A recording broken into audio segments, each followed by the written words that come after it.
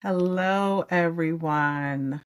Sorry for the lateness. I am going to be streaming on LinkedIn and Instagram this year. And so thank you for joining me. And so if you're joining me on Instagram, I will see your comments. And if you are joining me on LinkedIn, I'm going to try to see those comments as well so that I can answer any questions along the way. But welcome. It is ADHD Awareness Month, and I'm so excited to be here. So I'm just going to pull up some of my notes and also make sure that everything is working.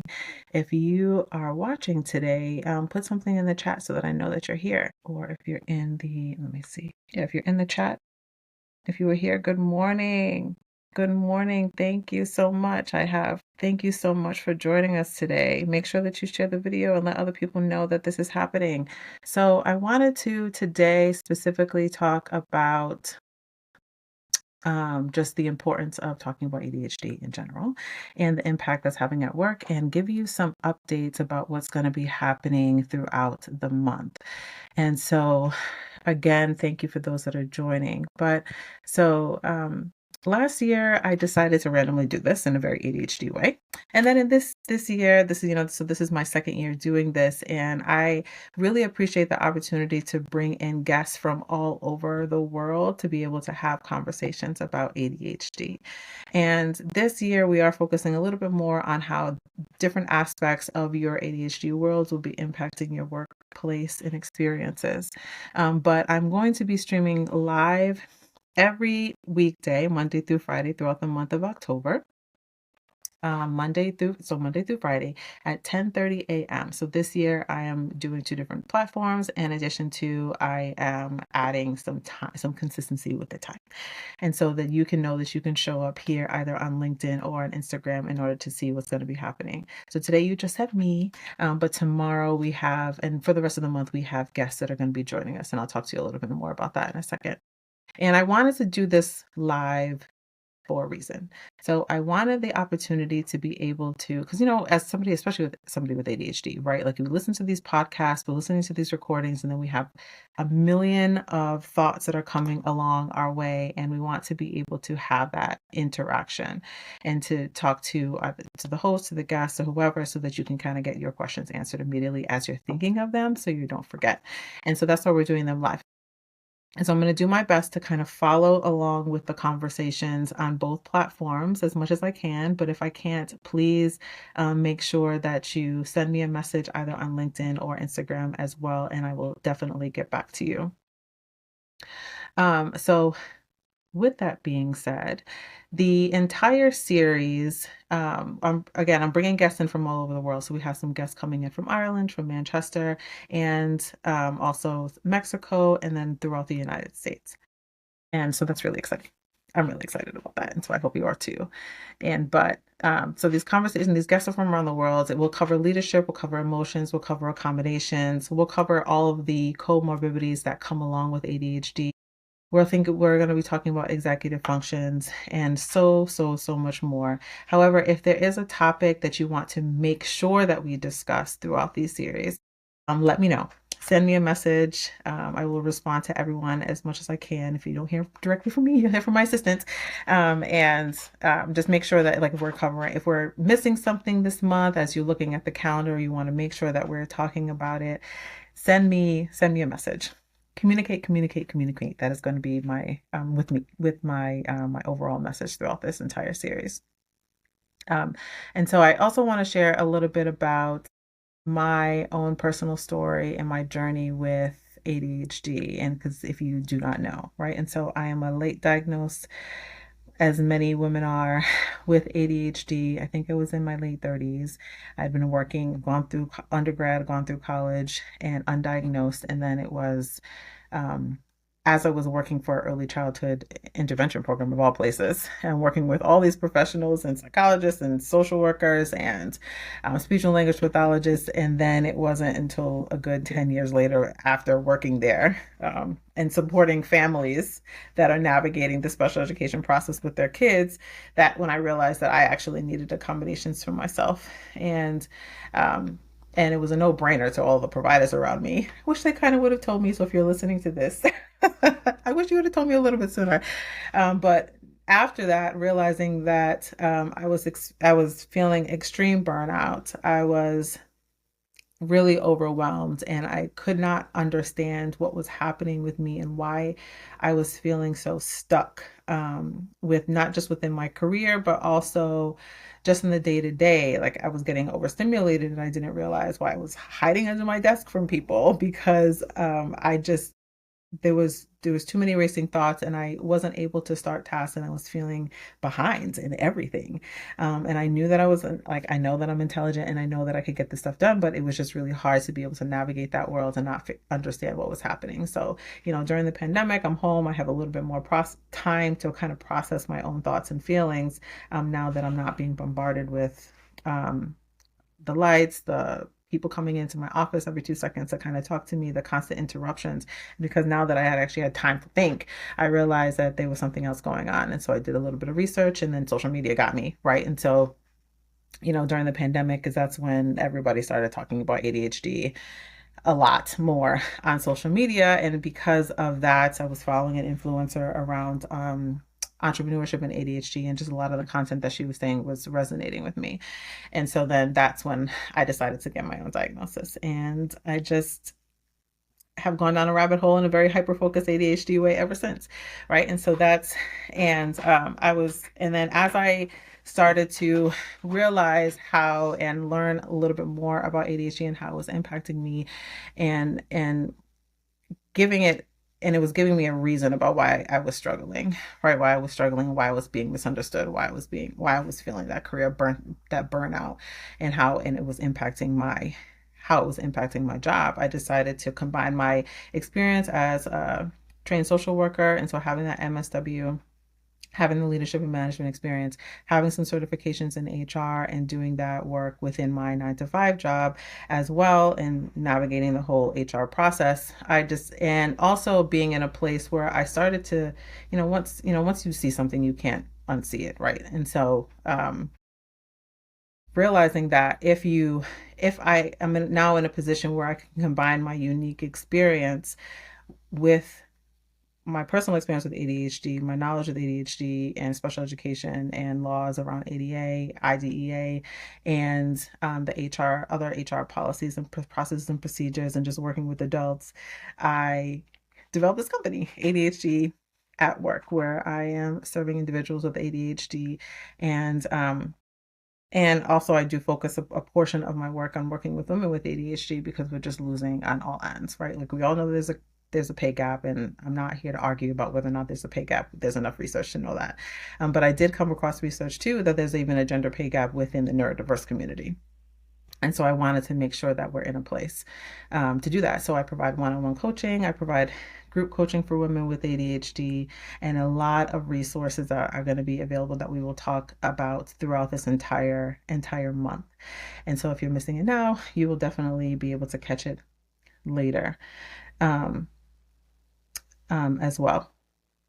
And but there was a gap between talent and performance, and because I do one-on-one coaching, I want to be clear that I'm not necessarily the coach that is going to review your resume. I mean, I can, or rewrite your resume. Like, I'm not doing that. And so we can talk about what your career path is and where you would like to go. But I'm really the coach that you come to talk about, like how to keep a job once you have it, right? So like how to stop the challenges that you may be experiencing navigating ADHD in the workplace, so that you can stay in your job. And we are known to impulsively quit in positions. We are, unfortunately, there's data around our retention rates within the workplace, right? And so I'm here to help improve the retention rates.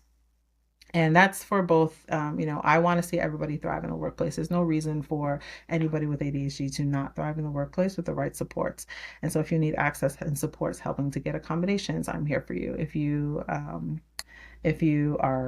want to not be on a performance improvement plan, or if you are one and you want to get off of it, ask me about it. Right. And so I am very well versed in how ADHD impacts you in the workplace, and I'm here to help support that. And I'm hoping that throughout this entire month, you get a really a bigger and a more clear idea about what that can look like as well. Um, and so, because ADHD impacts, and so I'm just going to be checking some of the messages and see if anybody is asking me any questions. I don't see any yet. And then let me check. I don't know how to check the messages on LinkedIn yet, but I will figure that out. While we're going live, I will figure that out. But I do see them on Instagram. So if you're here on Instagram and watching this, then I can see the questions that you're asking me along the way. Now, LinkedIn, I will figure that out. Um, but so I'm all about awareness. And so that's why I started this business. So even when I work with my clients, like, we're going to be increasing your awareness. We're going to be taking a look at your executive functions and your executive functioning strengths in your areas and your weaker areas, executive functions, and building some accommodations or strategies around some of those weaker executive functions in the way that it's impacting you. Right. And so I do not subscribe to the language that like ADHD needs to be fixed, because it does not. You are not broken. You do not need to be fixed. And I'll be the first one to tell you that. You have beautiful brains, and we live in a world around us that is not designed for us. And so we're here, and I'm here to advocate for you at all costs, for sure. Um, but so with that said, let me give it 1 second to see if anybody has any questions, and I'm going to check LinkedIn and try to see if I can figure out how to do that while we're talking, because this is live. And I want to be able to answer any questions that people may have. And I don't know how to do that. I did. Okay, I think I figured it out. I do not see any comments yet. And so when I see some comments, I will share them. Okay, so the other thing that I wanted to talk about was executive functions, like what they are. We did have a longer conversation about executive functions with the psychologist last year during ADHD Awareness Month. And all of those videos live on YouTube. And so and all these videos will live on YouTube too. So anything broadcasted today on either platform will live on YouTube moving forward. And so you'll be able to access those replays. And so if you didn't catch it today, then we can catch it later. Okay, so when you're thinking about executive functions, and there's a reason why I start here with every one of my clients, because again, it's about increasing your awareness around how your brain works. And so thinking about the executive functions, this is the front part of your brain, and it's your brain's management system. So these are the skills that are required, like to plan, to organize, your time management, and your emotional control. In addition to some other things like big picture thinking, also big picture thinking, time management, organization, planning, and prioritization. Those are all thinking about like your executive functions, right? And so this is where sometimes with ADHD we can be tripped up. So we're thinking about like trouble with working memory, like we're missing meetings or showing up late, or time management. Are we experiencing time blindness? And then what messages are people that are around us experiencing, or what is the takeaway or the message that we're giving to other people, and how can we make sure that we're shaping those conversations in a way that makes sense for us? So for example, like if we're late to everything, like is that creating other people around us to view us as being unreliable? Now, we can't control how everyone is on what they're thinking, right? But we can create systems and put things in place, so that if showing up on time to certain things is important, then we can put measures in place in order to make sure that happens. But again, it's, we're not lazy, we are not unreliable, right? And so these are the messages that we may hear, but we do have to position ourselves to kind of think about like how our behavior is impacting the world around us and how it's impacting us. And so we have some control over that part. But so and so there's an executive functioning assessment that I provide to my clients that's just floating around the internet, right? It's by Richard Greer and Peg Dawson. And it's an executive functioning assessment. You can find a copy of it on my website as well if you just want to take it independently. But it will give you an idea of where your stronger and your weaker executive functions are. So that's where I like to start with a lot of my clients so we can kind of fully understand where you are and where you want to go, or where you are and how it's impacting your work. Like, are you positioning yourself to be able to maximize your strengths, or are you in a position where all of your weaker executive functions are being maxed out, right? And so we want to be in a place where we're finding a little bit of balance. So we're going to always start there. And so since I'm talking about this, I actually developed a workbook that is called Executive Functions and your ability to thrive at work with ADHD. And so that's actually on pre-sale now. So if you are interested in getting a copy of that while it's available, it's going to be up on Amazon in the next week or so. And just send me a DM, and you can send me you can just say workbook or executive functions, and I will send you the link to that. But the executive functions workbook will position you to be able to help doing a little bit of self-coaching, and you will be positioned to help create some accommodations, put some strategies in place for yourself, because you know you the best, right? Like, you know your ADHD, you know how you show up, and working with a coach or working with a therapist will help you better understand what's happening for sure. But you have the opportunity, like if you have some time, to be able to do some health coaching too. So it's a guided workbook that will allow you to be able to create some strategies to help support you thrive in the workplace. And so again, if you're interested in getting a copy of that or doing the or accessing it through the pre-sale, then send me a DM, write executive functions, or write workbook, and I will automatically send you the link to that so you can take a deeper look. And so we'll be talking a little bit more about that as well throughout the entire month.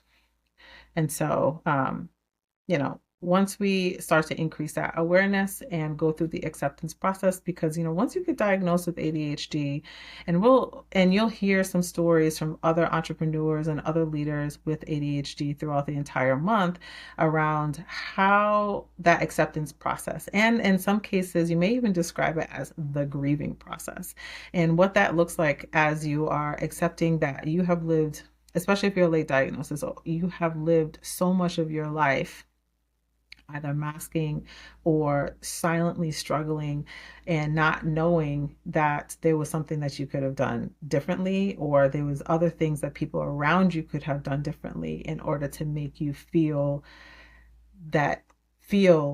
successful, or to feel as intelligent as you are. Right. And so there's that process. And that's when we can start to build in those accommodations and strategies to make sure that we're shifting that mindset from shame and to acceptance, and decreasing some of those negative feelings that you may be experiencing. I see some questions around, like, as a self-employed entrepreneur, what kind of accommodations you have given yourself. I'll talk about that in 1 second. And so there's a couple of questions here around accommodations from the entrepreneur standpoint, and also from just a 9-to-5 standpoint. So we'll talk about that in 1 second. I will make note of that. And thinking about action. So, once you are increased your awareness, you go through the acceptance process, and you have identified some accommodations. One of the things with ADHD that you will see a lot is that we know what to do, but sometimes doing it can be really difficult. So it's like that task initiation executive function, right? Like, what is it going to get us to get started? And we have to identify what is getting in the way in order for us to be able to get started. And sometimes it's been, I personally have felt this, and it can be described, and other people have described this to me as well, as it feels like a wall. Like, it feels like a physical wall, especially when you do not want to do something. It's not fun, it's not enjoyable, and it's like this brick wall that you have to break down in order to get started. So whatever's on the other side of that wall is what you're supposed to be doing. And you just can't get through it, and you just won't do it, right? And so you're trying to, how do you work with your ADHD brain in a way for you to start tasks? So again, like, I'm always going to be going back to your executive function. So like that task initiation part. So that task initiation, also, like, if distractions are getting in the way. And so it's identifying some accommodations that help support some of those executive functioning challenges that you may be experiencing due to the way that the ADHD brain is wired. And I do want to be clear that everyone has a frontal lobe, right? Like everybody has a brain and everybody has stronger and weaker executive functions. And so, but what your strengths and your weaker executive functions may look like may relatively be common within the ADHD space. But ADHD comes along with a bunch of other things sometimes. So whether or not that's you're experiencing anxiety or depression or just other areas of neurodiversity, dyscalculia, dyspraxia, all of them, right? Autism. And so we will be having some other guests kind of talk about the comorbidities, and I think that's actually happening. Is that happening this week? No. Yes. No, that's happening next week. Um, that's happening next week. So we are going to be talking a little bit about that too, like what, ADHD comes with some of the things. So we have some psychologists, we have some other ADHD coaches. We're going to all be having a conversation about that next week, actually, too. And so it's important to, build the systems in a way that will allow you to follow through and to build necessary habits, in a way that makes sense for ADHD. And so to answer two of those questions around accommodations, and so we definitely and just to be clear, like across, we will be talking a lot about different combinations. So tune in because you will get bits and pieces of it throughout the entire month. But off the top of my head, just speaking for myself, as an adult with ADHD who's an entrepreneur, right? Like I am running this business, accommodations that are really helpful for me. Like one is having multiple screens. Like I need multiple screens and I need multiple places to be able to put parts of my brain because I need to make things visual. Trying to keep everything in my head does not work. The other thing is I have a walking pad and a stand-up desk. And so being able to go up and down has been really helpful. ADHD, there's it impacts your dopamine receptors, right? And so because there's low dopamine, I need to manufacture it essentially. And so being able to, sometimes I just have to take a quick 5 to 10 minute walk to get my body to know that it's time to start something. So those are some combinations that I definitely use. Also body doubling, whether or not that's in person body doubling or if that is virtually body doubling, I'm always accessing that additional support and creating some level of accountability. So those are some combinations that I use as an entrepreneur. Those are also combinations that you can use within the workplace, right? And so, what your workplace is, what the work is that you're doing can really impact what accommodations that you need, right? And so like for example, I work at home, right? So like I'm not working in an office that is using fluorescent lighting, but fluorescent lighting could potentially be a really big challenge. I mean, I don't know anybody that likes fluorescent lighting, but if lighting is an issue, then that's something that you can ask to be changed. But if you're looking for ways if you're looking for specific accommodations for your particular workplace, again, send me a DM, right? Executive functions, right? Workbook. I will send you a link to the workbook and that will help you guide you through a process to be able to do that for yourself. Or you can always book a call with me too. And then we can have a conversation about that.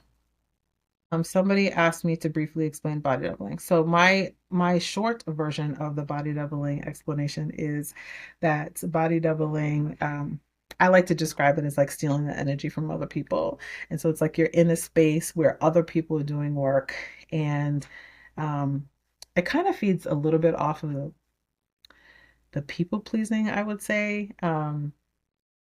Sometimes there's things that come along with ADHD and it's like, in some cases it's great, in other cases it's not, right? Like it's creating some level of accountability system. And so there's definitely different places where you can go to get access to body doubling. I offer body doubling within my group coaching program. Personally, I believe that coaches should have coaches, and I also like therapists should have therapists, right? And so like I have a coach and they offer body doubling too. So then I access body doubling through them. I offer it for my clients, and we also do it together.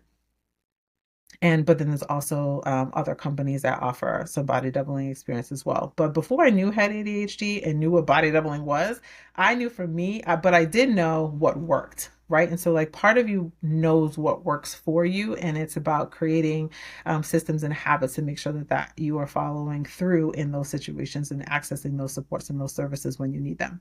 And so for me, before I knew that I had ADHD. If I was studying for a certification, or if I was studying, like I needed to get like a paper done or something like that, like I knew that if I went to a busy coffee shop where it had a communal space where other people were doing work, that I didn't know them, I didn't want to talk to them, I don't know who they are, but the energy in the air was get work done. That's where I needed to be. And so sometimes I know that like if I'm at home and getting work done and it's just too distracting, and anything could, I mean, it doesn't take much to distract the ADHD brain, but if my desk one day is just too cluttered and I just can't, right? And like I can't focus because all I want to do is clean my space, then I know, but I really have to get something done, then I just go to another space, right? Like I access a coffee shop or something else to be able to focus. And so it's about having a toolbox of resources that you can access, and then knowing like if there's some flow chart or something like that that can help support you identify what is the challenge that you're experiencing, what are some of the tools and the resources and the options that you have access to, and um and then doing it, right? And so like, do you need to create accountability? You say, am I texting somebody today and say like, listen, I have a project due at the end of the week. I need you, I need you to help me. And so can you, like, I'm going to text you and let you know that I am going to be there. I'm let you know that I'm going to be at this coffee shop. You don't even need to reply back, right? And so like I tell my clients to do the same thing to me. Like it's like, listen, if you're going to the coffee shop on Wednesdays, send me a text message and tell me that you're going to the coffee shop on Wednesdays, right? Like it's about keeping you accountable, and creating some accountability systems that can help support you along the way. What other questions do we have? I think that is all the questions that I see thus far. But if you, I will keep checking. And so feel free to, no problem. I will keep checking the messages. So keep sending me questions along the way, and I will keep answering them. So I wanted to this call today isn't necessarily gonna be a full hour unless you just want to talk to me for an hour, which I'm also fine with as well. But I wanted to give you some highlights about what's going to be happening for the rest of this week. So one and things to do. So one, make sure that you go to the top of my profile page, and you can set, there's like a little clock, or not a clock, there's like a little bell or something like that, and you can tell Instagram to send you an alert every single time that I go live, and so that you don't miss anything. Also, if you're catching this on LinkedIn, you can go to my LinkedIn profile and go to the events that I'm hosting throughout the entire month, and you will see all of the different events. It will have the description, it'll have the guest information, so that you can figure out like who this person is that I'm going to be meeting with, and do some rabbit hole research if you want. But also it has an option if you to add the event to your Google Calendar, or whatever calendar that you want to use. Which is nice too, because then you can set up different reminders so that you don't miss these. And again, all the replays will be on YouTube at some point. I am not 100% sure when they're going to be posted, but if you are following me on LinkedIn or Instagram, then you will get the notifications when they are reposted. Oh, I need some water. As well. And so some of the things that are coming up for the rest of the week. So tomorrow we're going to be talking about navigating emotions at work.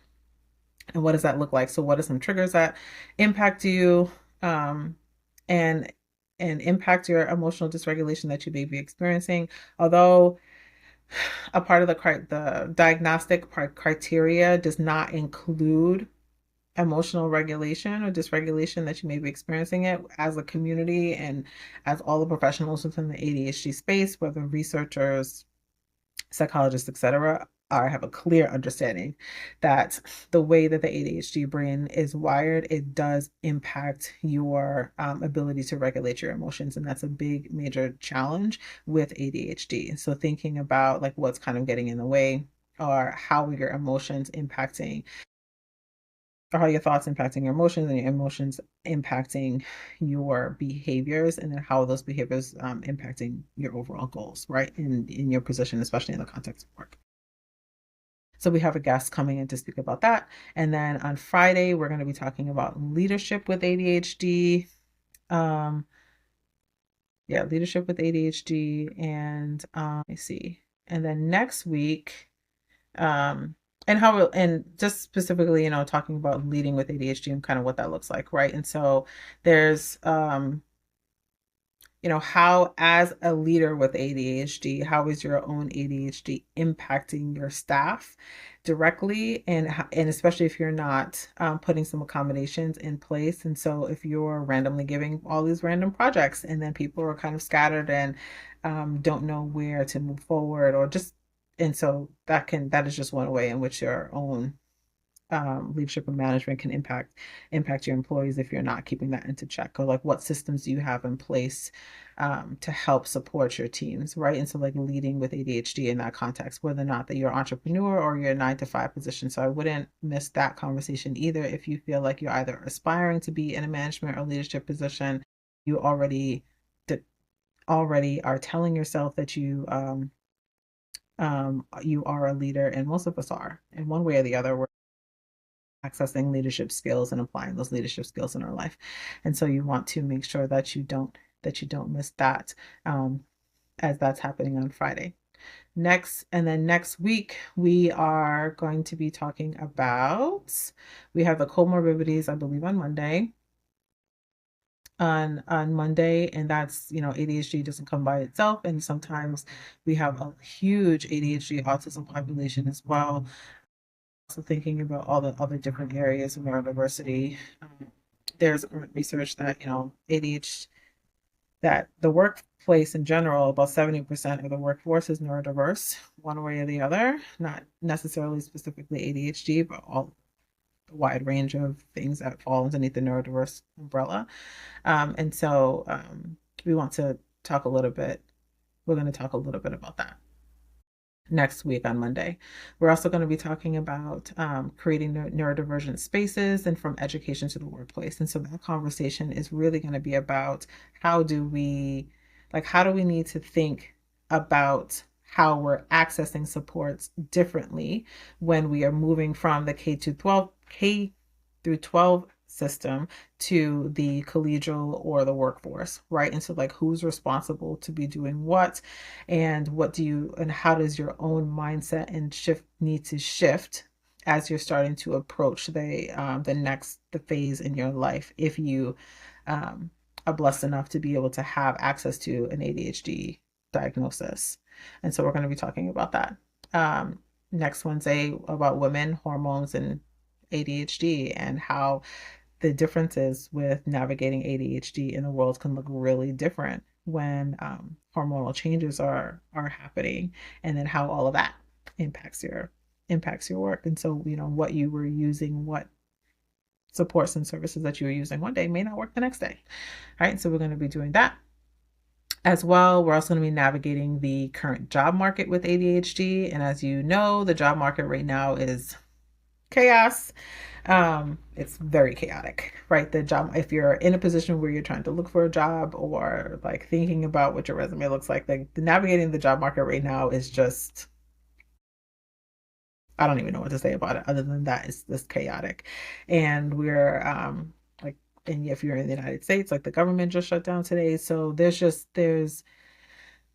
a lot to navigate when it comes to entering this new world. If you are in a position where you're either starting a business, or you're trying to navigate getting a new job, or you're just realizing that now that, like, you've listened to these conversations and you're like, oh my God, this job just is not a good fit for me, and I want to find something else, then we're going to be talking about that too.